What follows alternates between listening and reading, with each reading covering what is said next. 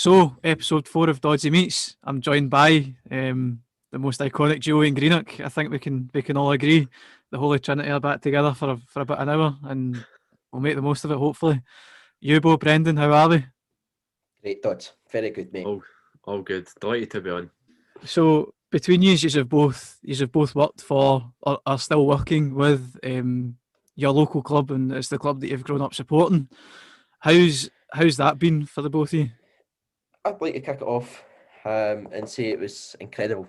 Honestly, absolutely incredible. It was obviously when I'm no longer there, sadly. So emotional.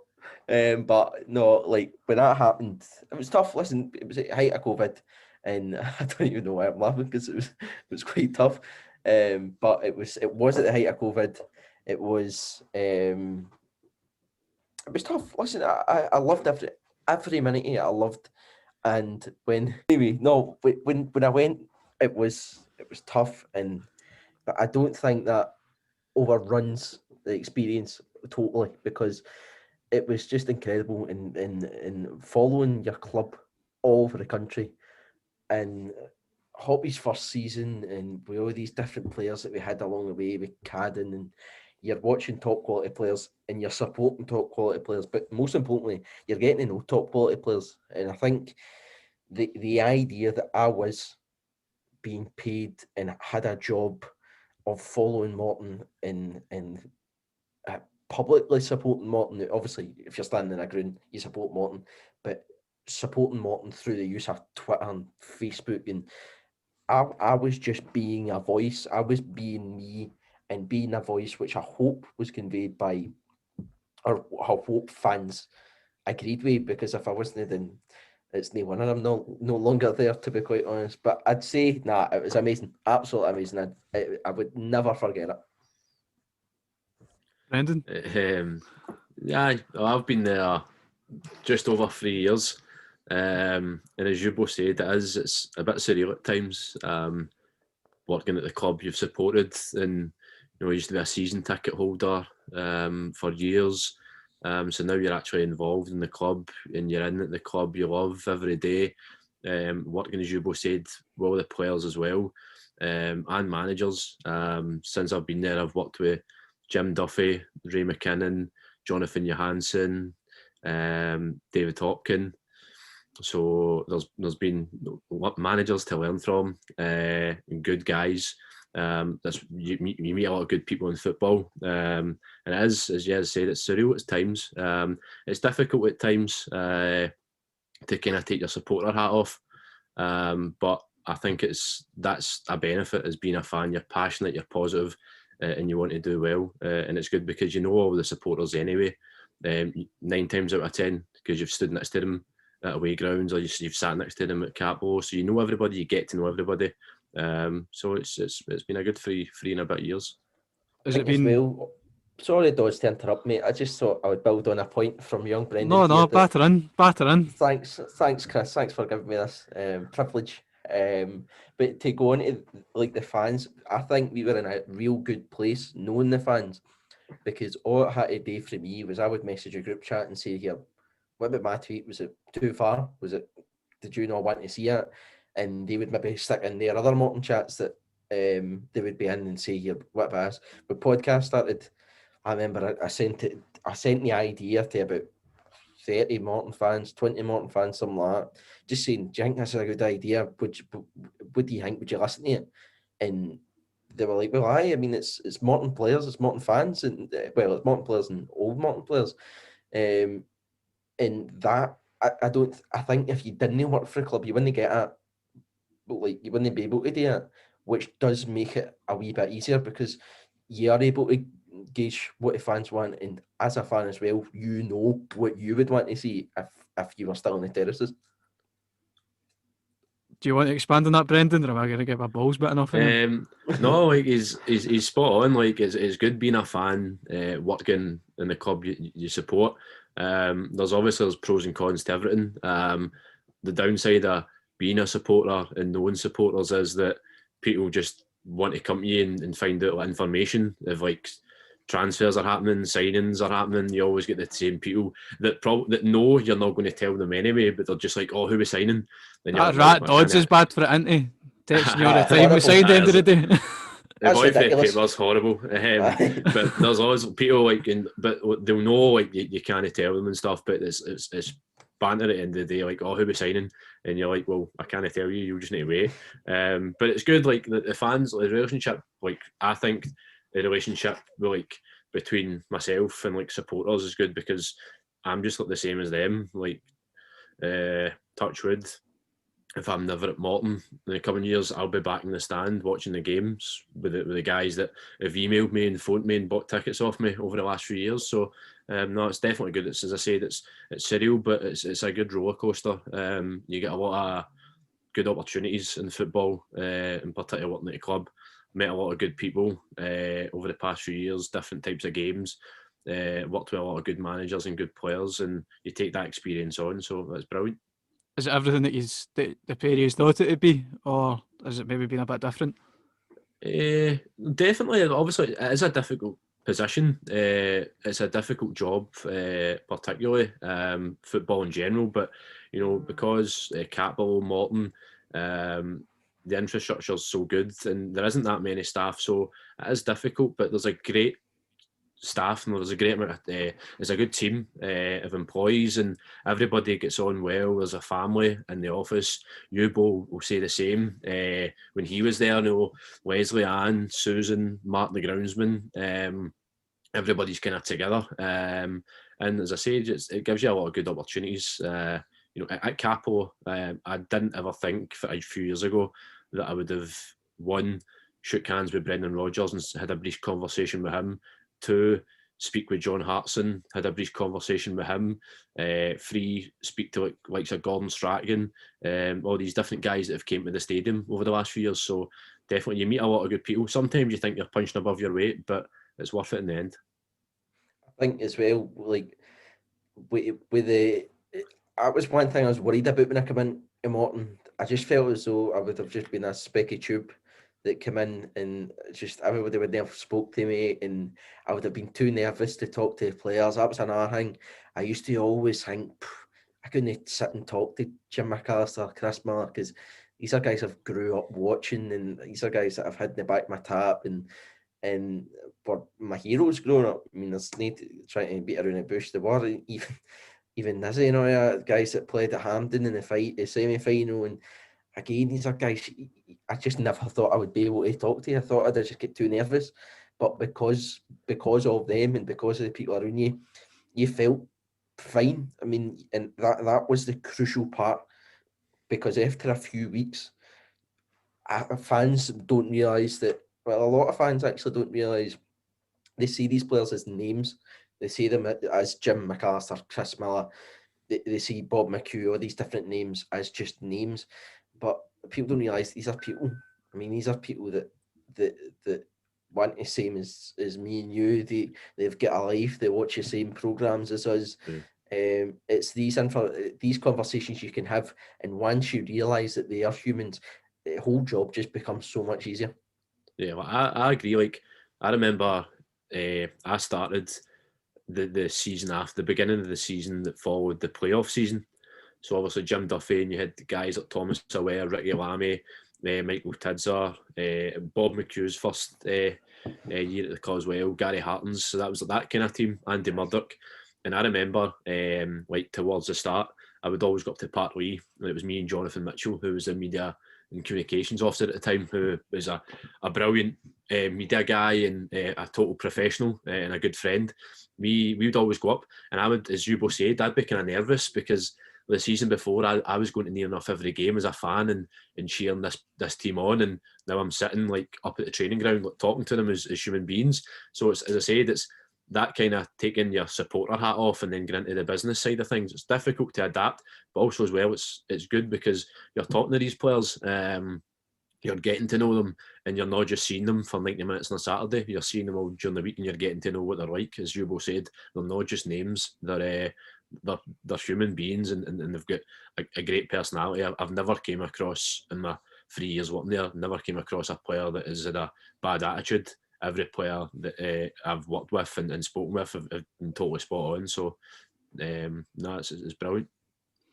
And of course, both of you, like, as I pointed on before, both of you have grown up as Morton fans. I'm pretty sure Eubo's got it written in stone that it's 21 years of loving Morton. What does it what does it like? What does Morton mean to you? Like, what's it like being from Inverclyde and just supporting Morton? It goes back to this age-old saying that when Morton does well, the whole of Greenock does well, and I don't think that's an exaggeration.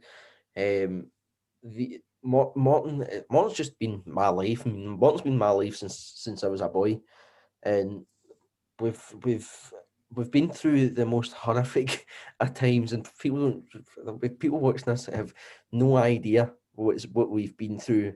We've not won a trophy for 7 or 8 years, and we've had managers after managers chucking us, and there's just been so much, and it's been horrific, absolutely horrific. But I love them, and in a bizarre way, I would never have asked for it any other way, because it's that makes it this unbelievable team. It spurs you on. Now I remember when McKinnon walked out on us. We'll see no more on that because we don't want to get into that. But when he walked out on us, we went to Partick away, and it was John Sutton and Dale Anderson. Great combo, right? Great combo. And I swear to God, I have never seen a fans as cheering on the club as much as that, because they knew we were in dire straits. And it's that wee things. And even when you're going to Word Up and people have heard about Ray McKinnon, but yet you've went and got a result, people come up to you and like, Ray McKinnon's just been sacked and you've went and got a result. That's amazing. It's a talking point for Greenock. And it goes back to like people that support Celtic and Rangers have obviously inherited this opinion from their dads or the great granddads or granddads, whatever it may be.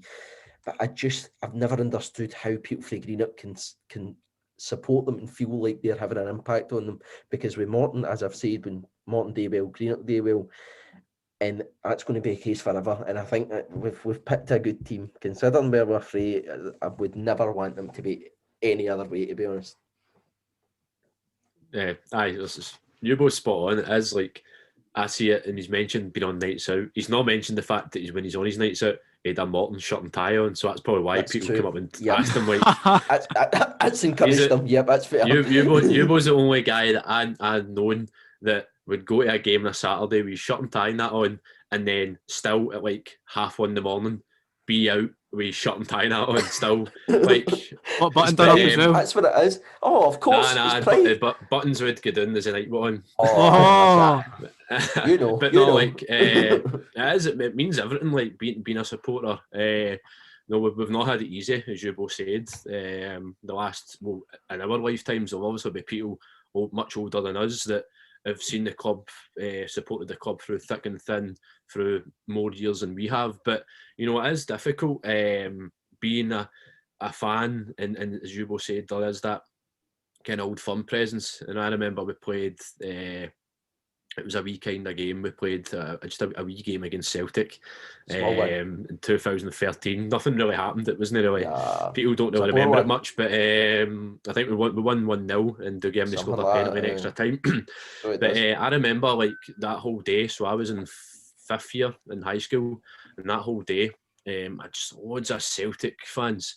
And like just coming up, and even before that, when the draw got made, right from as soon as we get drawn against Celtic away in the League Cup, Celtic fans came up in school like, "Oh, we're going to do this. We're going to score. We're going to score 6 past you or 10 past you."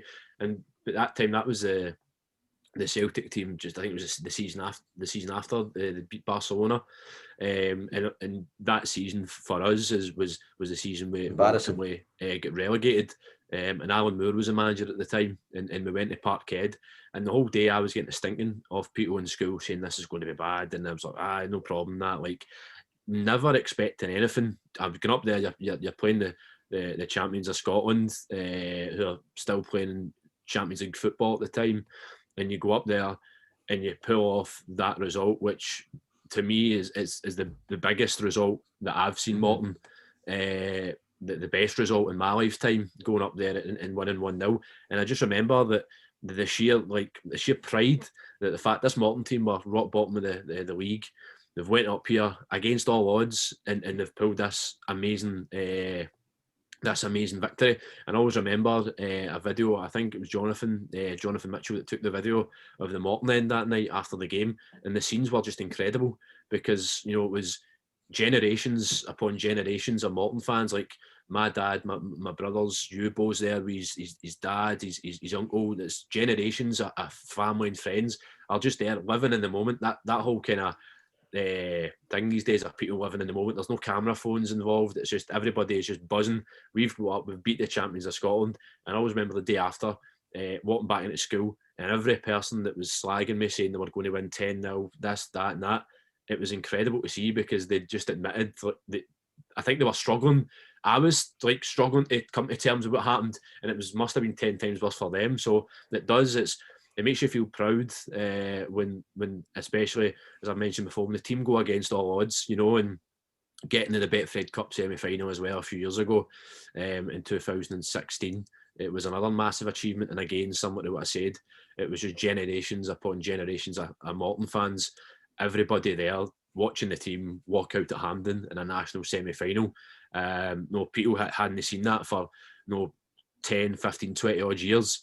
And it was finally happening for them. So it's brilliant. It means everything in the world, especially working at the club as well. I'm proud to work for the club. And every year, I always want us to do well, and I'm passionate and hope for the best. It is them moments, like genuinely, them moments are what you live for. And I remember I used to tell my pals how big Jim Duffy was and how brilliant a manager he was. Got us to playoffs, they got us to a cup semi-final. My pals were like, "Are you serious? You think he's a brilliant manager?" Got us there. I'm like, well, aye, because that's unheard of at Morton, and particularly in the same season to get to playoffs and the Betfred Cup semis, it's unheard of.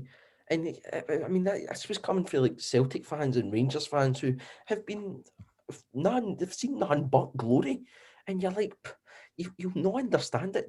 They will never understand how much it meant to us to go to Hampden and play Aberdeen. The result, we didn't care about the result. We were watching Morton at a semi-final against Derek McInnes, who's this Morton, brilliant in the 90s for Morton. We're playing Aberdeen in a semi-final at Hampden. Now, my uncles and great uncles, and this was a family occasion for everybody. Now, with Celtic, because they play every year, I don't imagine these outings would happen. I think people, their mindset would be, sorry, we'll make it next year, and they wouldn't go. But because everybody knew for the first time, was it 40 years, that Morton had been to a cup semi-final at Hampden, this was a big moment. And even after we beat Celtic, the front pages of the papers, every paper in the country had them scenes of Greenock Morton beating Celtic. Now, you don't get back the front page of a paper for nothing. There's got to be a reason behind that, and it's because we should have never done it. We should have been hammered. But it's just moments like that make it just amazing. When you get moments like you cherish those moments, you know, you don't take them for granted, because, you know, some of these moments are once in a lifetime, you know, and you cherish them. And there's been so many amazing moments over the last 10, 15 years that I can remember that are just brilliant. Like they make like the hairs in your body stand up when you think about them. They're amazing, you know, last minute goals. Ricky Lamy scoring against St Mirren. You know, a couple of goals against St Mirren. In fact, every goal against St Mirren. But you know, it's brilliant just to be a part of it, and you know, and just seeing everybody as well, looking around you, taking it all in, and just thinking, well, sometimes people just think, Morton, you know, they'll good old wee Morton, they'll do well, and then when we go up against it, you know, it's like a bit like David and Goliath, you know, when we hold our own and we do well, and you're proud. And as you both said, when Morton does well, everybody for Greenock's, you know, buzzing. That I've been on nights out in the past, like you both said, and people come up to you and go, "Oh, how did Ton get on a day?" And that, knowing you're a fan, and they might not know we work there, and you tell them, like, "Oh, brilliant!" I always look at the one thing they always say is, "I'm not a Morton fan, but I always want Morton to do well," and that's what it's about, really, because, you know, 1874 the club was founded. We've been around a while. And the next year will be the season with the centenary of the Scottish Cup won in 1922 as well. So all this, every bit of history adds up, and it means everything to every supporter. So pretty religious comments there, I'm sure. tense. I know. Preaching. I know, preaching, yeah. That was beautiful, that was. And I'm sure that well, she's worked at the club, you've built up relationships with people. Like, I think he's I've spoke about it briefly before. You've built up relationships with people that you were, like, as you said, watching out in the park before. Like, you wouldn't have you've been able to see that they're actually, like, they're people, they're not just footballers, and they're actually quite decent people as well. I think that was the most incredible thing. Like I said at the start, we used to sit, Brendan would sit at one side of the bus, and then you would have, for most of the journey up, you would have Bob McHugh, who everybody knows, Scottish football, and John Sutton, who, once again, The Don. everybody knows for Scottish football, the Don of Scottish football, the godfather of Scottish football.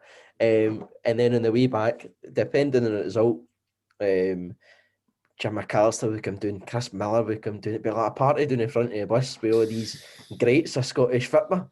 And you're like, this is just, you're just asking them. I remember asking Nizzy all about, we went to Ibrox and we got beat off of them, but we had a last minute chance, with 2 last minute chances actually. One was for Luke Donnelly, which, go back and watch it if anybody's got a chance to. It's an embarrassment. And a further embarrassment was young Nizzy, who missed an absolute sitter. So I asked him. To be fair, like, it was difficult because he tried to shoot for distance. You're not professional football. I mean, that is fair enough, but it's a wee dink. Listen, I get taught that as a boy. That's how I'm such a top player. It's a simple wee dink, I'm afraid. But left back in the dressing room, Eubo. Left back in the dressing room, and proud, Doddsy, and proud. But it was like moments like that you could talk to them about, and they were open. Like, even just now, I was talking to Nizzy about he's missing Saturday. He's gutted. And fans don't maybe realise. He was spewing, wasn't he? He was absolutely spewing. He said he's not slept. He's not slept for nights. And I'm like, fans don't realise that. You see the abuse that he gets. And it's the same with Big Robbie T, with the abuse he was getting up until the point that he had some unbelievable games in the last couple of weeks. But fans don't realise, once again, that these are humans. And these are, you're gutted if you miss an open goal. Anybody would be. But they think, he's missed an open goal, get him out. He's rotten. It's not true. He is gutted. And it's wee things like that you learn, and you get on their side more now, because you've got that ability to speak to them and find out how they're actually feeling. Yeah, I mean, there's maybe a lot of great players over the past few years that have become, like, not become friends, but you talk to them, like, guys like Greg Kilty when he was here for his brief loan spell, Jack Iredale as well, who's doing it brilliant, Cads as well, who is doing remarkable with Forest Green at the moment. These players are brilliant to talk to, brilliant to work with. It makes your job 100 times easier when you've got players with a good attitude, because ultimately you'll deal with them. You'll always deal with them throughout the week for different things, whether it be Eubo interviews or me having to arrange, transport details and stuff like that, like to games and stuff. So there's a lot of great players, and as I said, it's difficult at the start to adjust and to kind of come to terms that you're not just up there as a fan, or you're not talking to them as a supporter. You're there as somebody that works with them, but it's a great bunch of a great bunch of lads, and particularly on the bus, as Eubo said, some of the stuff on the bus was incredible. The banter, the fact that John, a good pal, John Sutton, took months to realise that Eubo wasn't called Joe, and just that, like that, it was. I don't even know where we were going, but it was like that story. It was like I'd said something like, I think Bob McHugh said, what would you do in that situation, Ewan? And John just, big Suts turns around and goes like, why are you calling him Ewan, Bob? And like, Bob's like, what? That's his name? He's like, what? his name's Joe. And like, it's just me and you, but looked at each other and was like, what? And like, Bob's like, no, it's Ewan. He's like, what? Your name's not Joe? And like, you was like, nah, it's definitely Ewan. Like, some of my buffs. He's like, I thought your name was Joe. He's like, nah, it's just a nickname. He's like, oh, sorry about that, Joe. I mean, Ewan. Sorry, it was like pure confusion. He interviews there too. See the one with John Sutton. We had an interview with him. It was like right at the start of the season before he worked out that I wasn't Joe, and you can hear it at the end. So I say like, "Oh, thanks, John," and he goes, "Oh, thanks, Joe." And I was like, what? "It's not my name." Andy Ritchie as well on the start of the Ton Talk podcast. Go back and listen. It's I'm joined by Andy Ritchie. Thanks for coming on. Oh, you're welcome, Joe.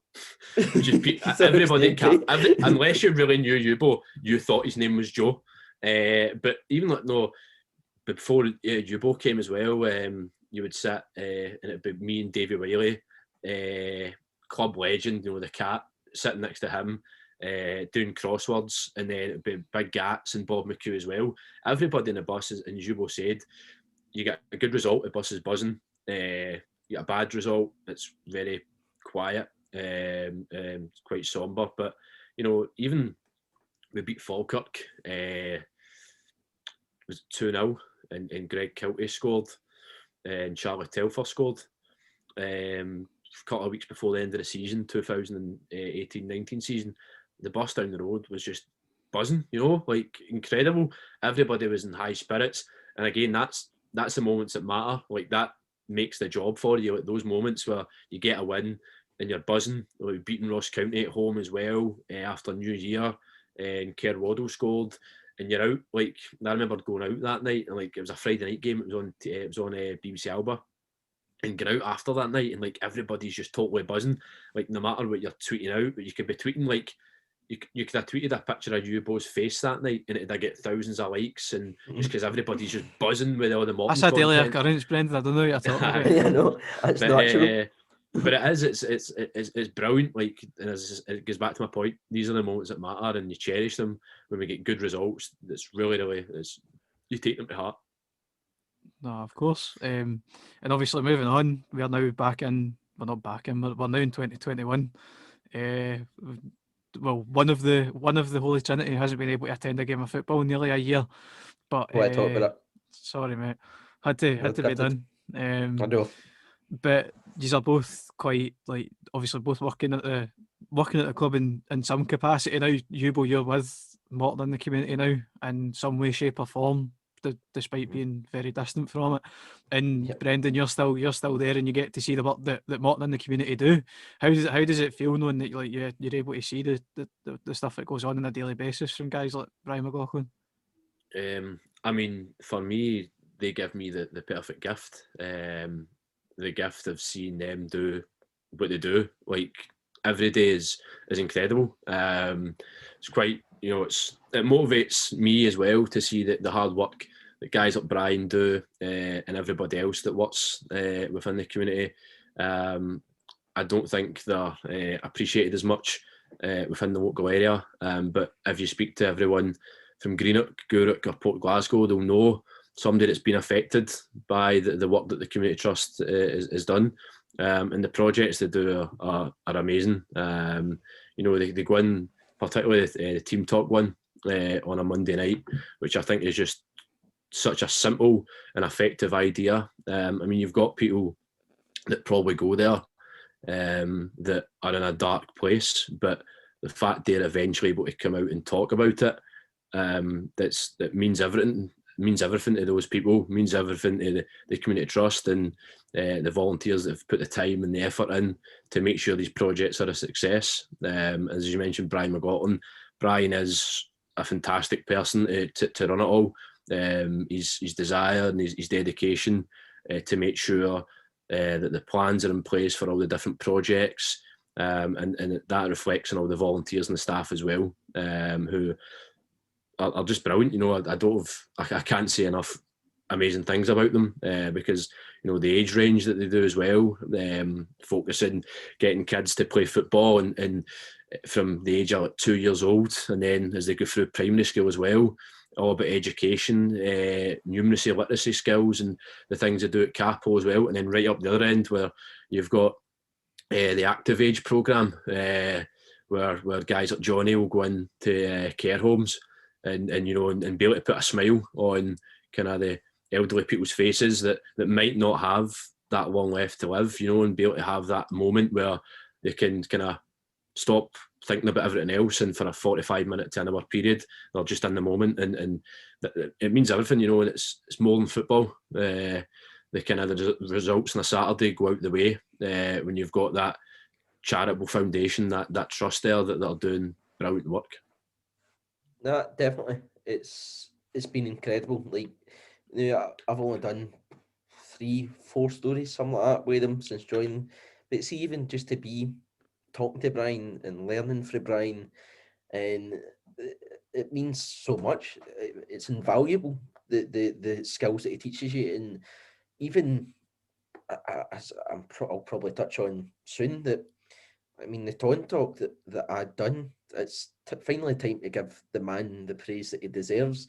It was Brian McLaughlin that came up with the idea for the Taunton Talk podcast, and we had identified that there was not quite a gap in the market. I wouldn't say there's a gap because everybody's doing podcasts, probably too many. But there's there's not you, Doddsy boy, not to you. Sorry, we'll move on. But like that idea, the clubs hadn't done a podcast, and it was one of them things that I was sitting there, I'm like, we've got potential to do something just entirely different here. Nobody's done this. Nobody's focused entirely on a club in an official club capacity and speak to the legends of the club. Now, that's one of my regrets after leaving Morton, is after going from Morton, is that we'll not get it further. I mean, we had people that were lined up to come on, which would have been brilliant. I mean, with Nizzy and Big Robbie that was going to come on, and I'm sure I would have been slagged the life out of me, but they Robbie were was going to come on the podcast. It was buzzing for it, Big Robbie. In fact, when I left, it was gutted. I know. And you actually had George Bowie lined up before Open Goal Stole him. And George Open Goal stole him, and then George Bowie ruled it out. So it was tough. Listen, that was tough missing George Bowie, because that would have been brilliant. But it was like that idea. It came from Brian McLaughlin, and Brian McLaughlin often goes unspoken of, or maybe not ignored, but not mentioned as much as you should have. Not getting the praise, because I mean, I looked to the Dunfermline game at home, and we had that brilliant words about the community and everything the community does, but it didn't seem as though Brian McLaughlin get praise that he deserved, and it happens with everybody. We mention the community a lot, but like, we just seem to forget that there's somebody running that. It's not just the community.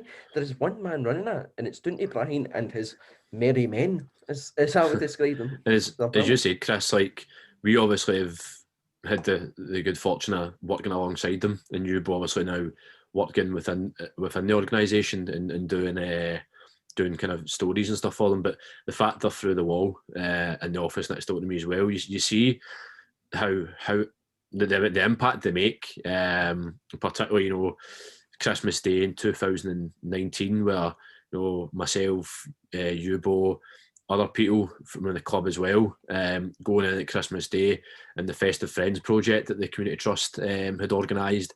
Vulnerable people, people that are maybe alone at Christmas, coming in, having Christmas dinner, just lifting the spirits at a tough time of year, which could be a tough time a year for people. But even as well now, like, we're obviously still in uncertain times, but that's not stopped the Community Trust. They're still going above and beyond the call of duty. And starting up new projects in the horizon as well. They're always planning ahead. Just as I think their slogan is the heartbeat of Inverclyde, which just no truer slogan than that, because they're passionate about everything, and everything they do is solely to make a difference in people's lives. And as we mentioned, Brian really steers that as the chief executive, and make sure he's got staff that are as dedicated as him to deliver. Aye, no, you're not wrong, and I think Morton in the community kind of sums up that, like, the work that they do helps sum up the the whole community aspect of football, doesn't it? Like it brings everyone together, and it's more than just about, as you said, it's more than just about the 90 minutes in the park on a Saturday. Definitely. As I said, yeah, it's like you take a back, well, you take a kind of step back and you look at it all in a whole, and as you said, it's not all about, it's more than football. You know, that's the kind of campaign these days, more than football, and it is. You know, yeah, football plays a big part in everybody's lives, but you know, when without it, there might not be that platform. But now they've got the platform, they can go and they can deliver projects through physical or mental health, you know, education. They get primary 5 kids in. Well, pre-COVID, primary 5 kids come in to do numeracy and literacy trails, and you know, it's being part of that as well. You could have young Morton fans that getting to go to camp. It's all part of that sort of, you know, it's making their dreams come true in a way. If I can sum that up, it might sound a bit cliche, but it's definitely true. And I think that's why the Team Talk project works as well, because, you know, being at Capello and going to a project like that is very, very exclusive. And it's definitely something that, as I said before, it's brilliant, you know. Aye, but it's like community, the whole community aspect as a whole. Like it symbolises football as a universal language, doesn't it? There's no barriers there. Yeah, I mean, like you go all around the world and kind of well, particularly for like guys from here will always go around the world, and it's always that kind of, you meet new people. What team do you support? And it's always, you know, it's, oh, I'm a Morton fan. All right, but they expect you to either be one or the other. And when you say Morton, they're always quite shocked and surprised. But yeah, it's a universal sport. And you look at the sort of the EFDN sort of foundation, and there's all these clubs around Europe similar to Morton Community that are doing similar projects, reaching out, and that sort of image of all this great work, not only just kind of getting spread across Inverclyde, that's getting spread across the whole of Europe, and that can only mean good things, you know. Aye, no, you're totally right. Eubo, you were obviously disconnected and not Shocking. in the call at this point, but universal language of football, Morton in the community kind of sums that up, doesn't it? Oh, of course. I mean, it's a universal language that you could sit with anybody that obviously likes football. I mean, you can't sit with somebody that likes baseball or something and watch football because it's a bit stupid. But if you're sitting with somebody that's watching football, you don't even need to speak to them. You just know, and it's a bizarre thing. You talk about like music and maths and stuff like that. I'd put football in that category as you don't need to say words. You've got it there, and I think even. I remember seeing it, the photo in Milo for Ibiza, where the guys that sell his sunglasses and the wee like sparkler things and that, they were wearing Morton tabs in Ibiza, whatever it may be. And it's just that bizarre thing that they probably have no idea who Morton are, but everybody that walks by them would know. Everybody walks by would be like, that's a Morton tab. And it's just an incredible moment that it makes you see that football is just what keeps the world ticking, to be quite honest. No, you're again spot on. Obviously, moving on now. We've obviously got a couple more questions I think we can fit in the allocated time frame. First one I'd have to say is obviously the Perriers have got between you, albeit combined, should I say, about 40 years worth of watching Morton, albeit over the same period of time. Roughly, right. I thought you were going to say because Eubo's nearly 30, then just a rough paper round. Oh no, not at all. But what's been your most memorable memories of supporting Morton? Has there been any matches that have obviously stood out? I know you've mentioned that tiny game at Parkhead and then a semi-final that you might have got into, but has there been any more than that? there's been so Aye. many, and it's one of those questions like you can never pinpoint. Like if somebody told me to write a list of 10 best moments watching Morton, the list would always change. But you know, I think winning the league a few years ago, winning the League One, because I was going up at the point, I think I was maybe about 16, 17 when we won the league. Beating Kilmarnock in the Scottish Cup in 2007 as well. Oh, you naughty boy. When Chris Templeman scored 2 amazing goals and Paul McGowan scored as well. And that season as a whole as well, because I think we won the second division at the end of that. As I say, the Celtic game as well. But not even like wins, but like just trips, like away trips in general, like going to Easter Road and going to stadiums that you've never been to before. And that's been a lot. Working at the club, definitely. I've ticked off a lot of stadiums working at the club and going to all the different stadiums, albeit was it first team or reserve matches. But yeah, there's never a. I think if I could pick my kind of top 3, I would say Parkhead, the Kilmarnock game, purely because it was just an amazing. It was on the sports scene highlights in the night was incredible, because that was a shock. That was a big shock. Like that was a second division team beating a Premier League team.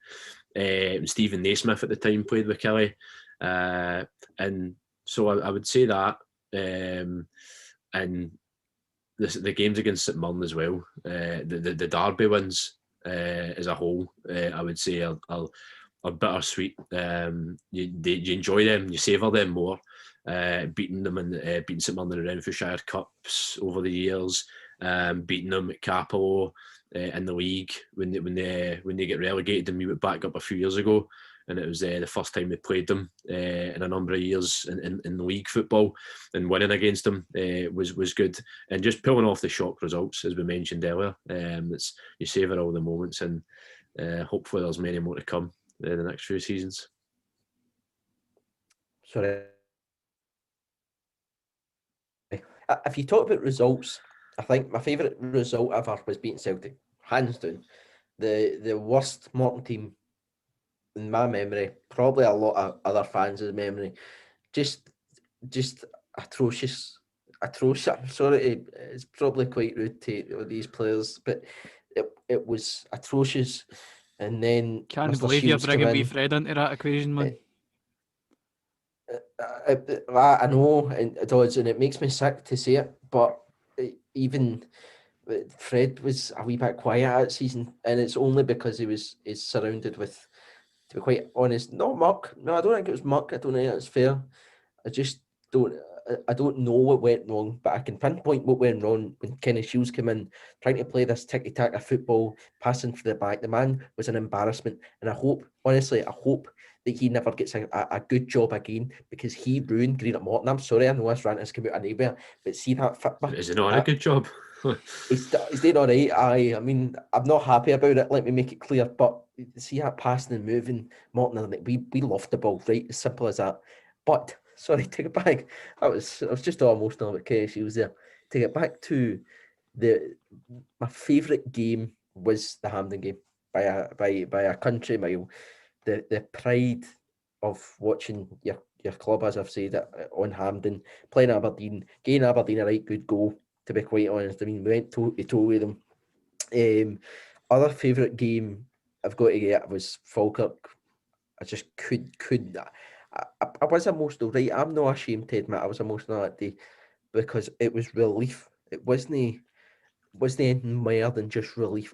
I just was so happy that we weren't going to be another embarrassment, another year again doing.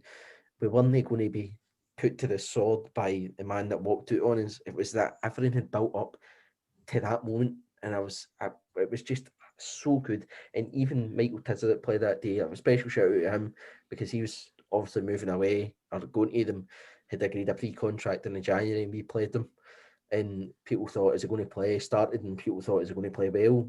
And it just was brilliant that day. And it's that game that it's my profile picture on Twitter, because the relief that I felt was just unimaginable, to be honest. We go back to the point of being like, you know, Morton being that kind of wee team and always defying the odds, but even when we went down, we got relegated in 2014, and we're in the League One. And I was at the second last game of the season. We played away to Stranraer, and obviously big game. We need to win to go into the kind of the final game against Peterhead for that to mean something, you know. Yeah, and we're standing outside. Was a Morton fan. So another game was on TV, and we're standing outside. George Bowie's there. GBX George is at the turnstile with his pal, and I always remember Andy Adams, who's the club's DAO at the moment. He's outside, and just so happens that Andy knew George's pal, and he's like, "All right, George." He's like, "George, see if we win, you need to come next week to the Morton Supporters Club and do a GBX set if we win." And like Andy gave me his number, right? And he's like, George, I was like, no bother, mate. Like, right, here's your number, right? No problem. So Morton obviously win. Declan McManus, great, 2 good goals. That header that lobbed the keeper and a penalty. I think he scored. It may have been McDonald that scored it, I can't mind. So we're on the bus home, right? Everybody's buzzing, singing Morton songs and everything. And Andy's phone goes, and it's George Bowie texting him. And he's like, right, mate, what's the details for next week? So, like, George Bowie, the final game of the season against Peterhead at like 1 o'clock in the afternoon, went to the Morton Supporters Club, had all his gear and done like half an hour of GBX. And that was before the game, the final day of the season. Obviously, we won the league after it. Big pitch invasions and all that. And it was brilliant to see.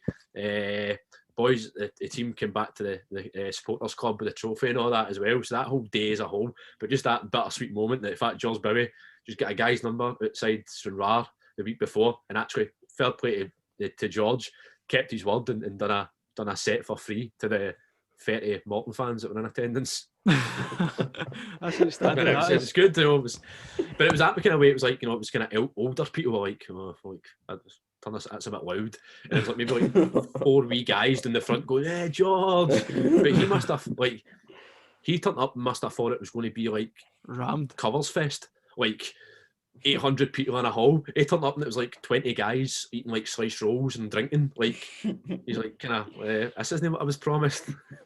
But fair play to him, because I think he was then going to Capmo to do a set before the game as well. So, but there's so many memories. As I said, you can't pick your definitive Morton memories because they're all good in different ways. No, of course. I think from my time covering Morton / just over 18 months now, I think results like, despite being beat and eventually in extra time, I think the Hibs game goes under the radar for that.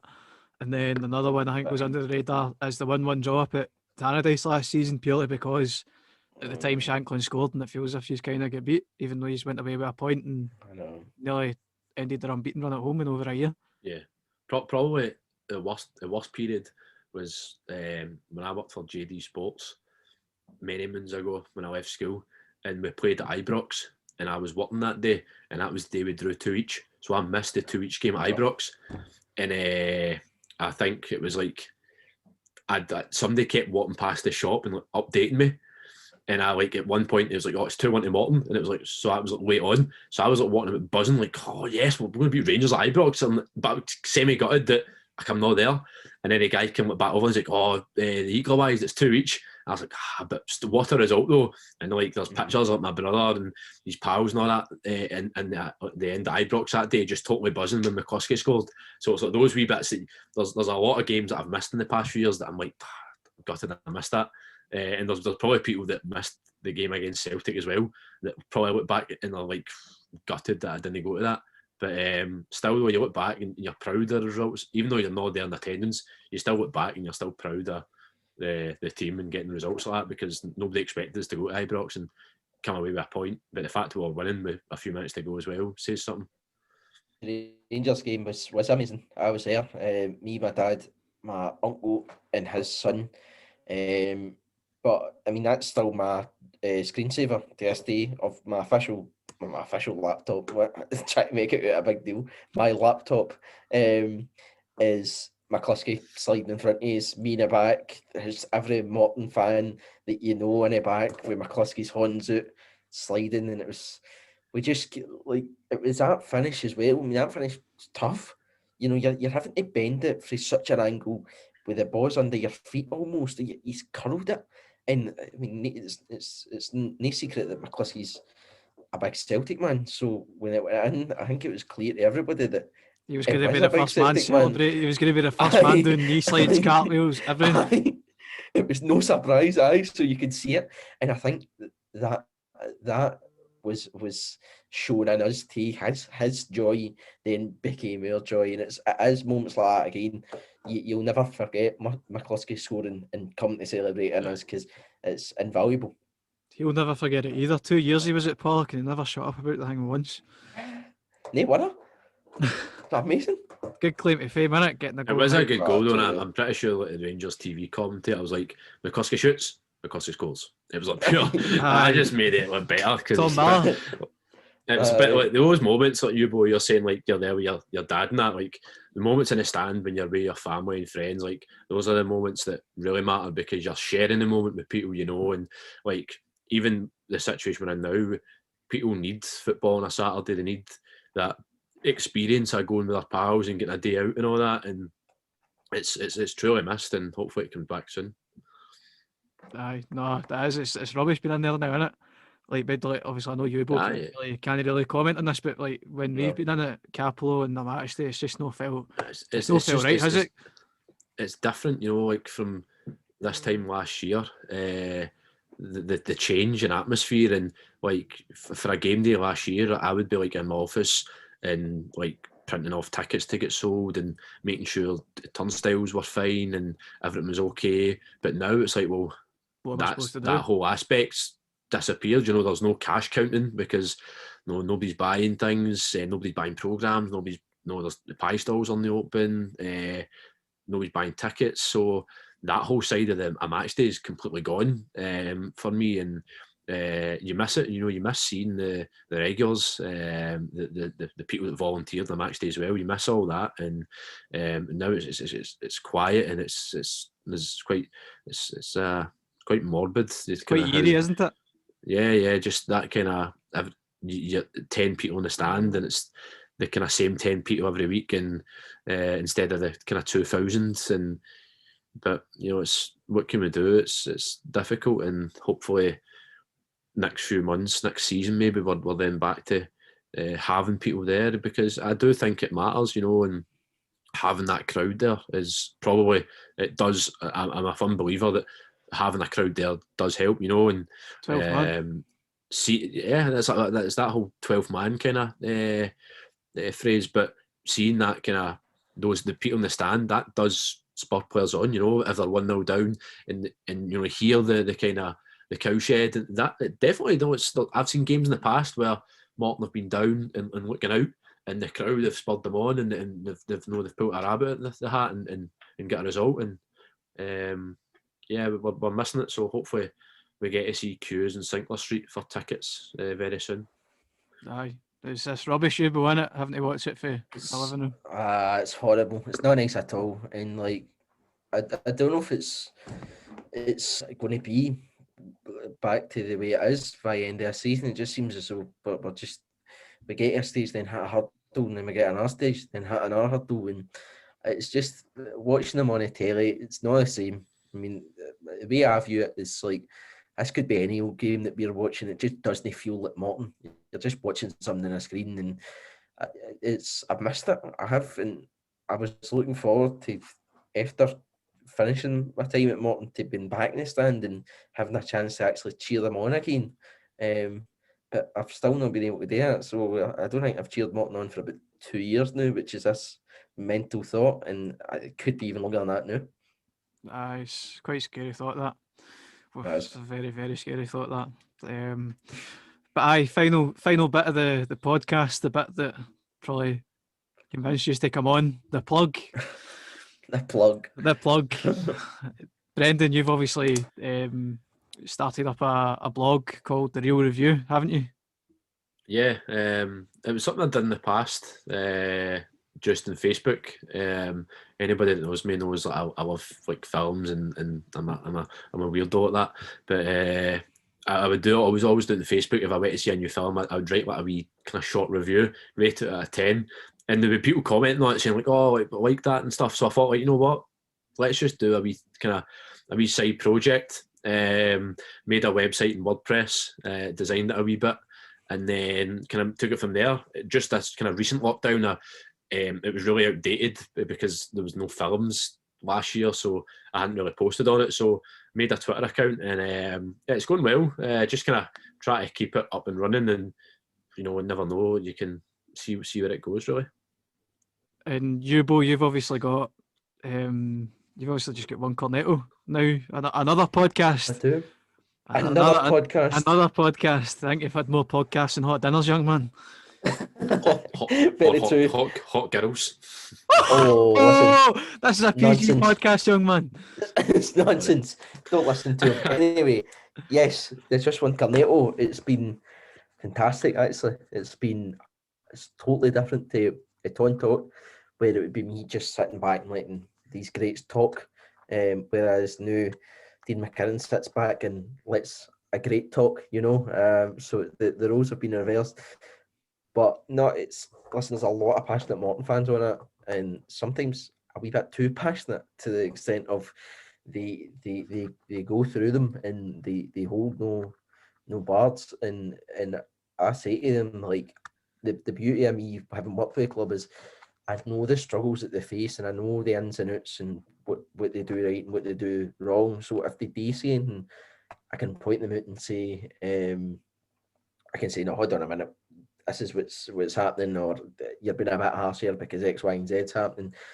But it's been very good, and as well as my uni and my other job, it's been fitting in really, really well, to be honest. And I think on the subject of podcasts, I mean, I've spoke to Brian McLaughlin about maybe a wee community podcast celebrating the community, all things community and people of the community.